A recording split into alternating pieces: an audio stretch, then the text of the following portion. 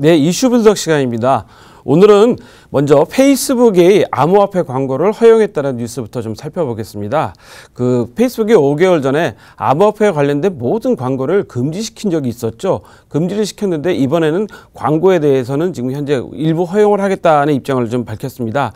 그러니까 암호화폐에 대해서 라이센스가 무엇이 있는 그 암호화폐냐, 그다음에 거래소는 어떻게 그럼 현재 하고 어떤 거래소냐, 그다음에 이 암호화폐에 대한 사업 배경은 무엇이냐를 사전에 페이스북에 신청을 해서 승인 후에 광고를 해주겠다는 겁니다.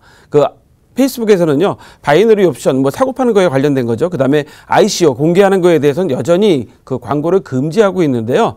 다만, 암호화폐에 대해서 지금 말씀드린 것처럼 라이센스나 어떤 거래소에서 거래를 하겠다든가, 그 다음에 사업 배경이 어떤 건지를 명확하게, 그러니까 투자자들이 정확하게 알 수 있게 해주면, 앞으로 승인 하에 광고를 해주겠다고 하는 거니까요. 현재 페이스북이 입장이 바뀌고 있는 거죠. 정책이 바뀌고 있습니다. 그래서 인스타나 오디언스 네트워크 같은 관련 플랫폼에도 다 허용을 해줄 것 같다고 현재 예측하고 있는데요.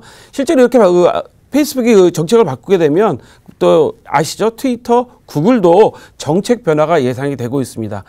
이분들이 왜 갑자기 암호화폐에 대해서 ICO나 아까 말씀드린 바이너리 옵션을 제외한 나머지 광고들을 제한적으로 허용해 주냐 하면 결국은 암호화폐가 우리 생활에 엄청나게 밀접한 관계가 있는 그런 부분이기 때문에 본인들도 광고를 허용해 주지 않을 수 없다. 근데 다만 이 암호화폐가 제대로 된 암호화폐인지는 사전에 좀 봐서 투자자들이 현혹되지 않도록 하겠다. 이런 뜻인 것 같습니다. 그래서 오늘 첫 번째 뉴스는 페이스북이 암호화폐 광고를 일부 허용한다라는 뉴스를 선정했고요.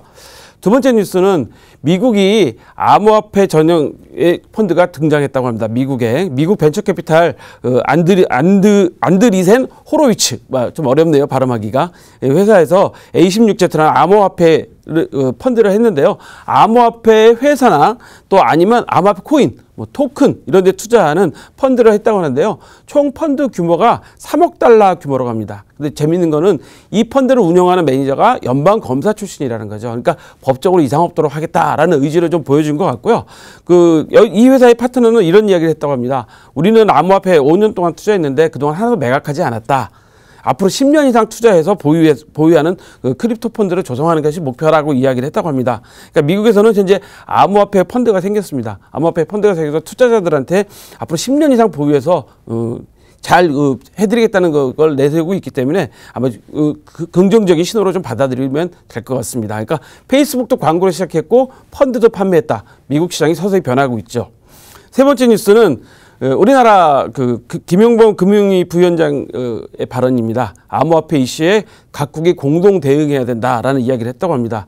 김용범 금융위원회 부위원장, 이분이 요즘에 삼성 바이오로직스 증손이 때문에 바쁘시죠. 이분이 지금 현재 스위스에서 열리고 있는 세계 금융안정위원회에 참석해서 발표한 내용인데요. 독자적으로 대응하면, 각국마다 독자적으로 대응하면 부작용이 예상된다. 따라서 국제 공조하고 규율에 따라서 좀 공동 대응을 하는 게 좋지 않겠느냐. 한국의 경우 김치 프리미엄도 해소가 됐고 해소됐는데 그 과정이 뭐냐면 거래 실명제도 하고 있고 자금 세탁 방지에 따른 철저한 관리를 하고 있어서 한국은 좋아졌다. 따라서 암호화폐 시장을 좀 모니터링하고 사이버 보안을 좀 강화하는 차원에서 국제적인 공조가 필요하다라고 주장을 했다고 합니다. 국제적인 공조가 중요하다고 강조를 하셨는데 중요한 거는 아직 우리나라는 기본적으로 어떻게 갈지 가이드라인도 정해져 있지 않습니다. 엊그저께 갑자기 양도세 10% 부과한다고 해가지고 난리가 났었죠. 근데 기재부에서는 공식적으로 아니라고 지금 현재 발표를 했습니다.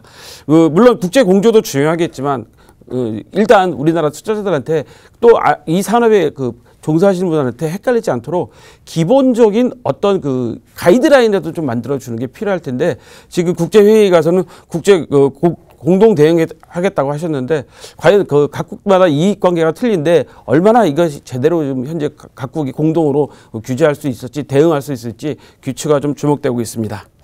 오늘 이슈 분석은 여기까지입니다.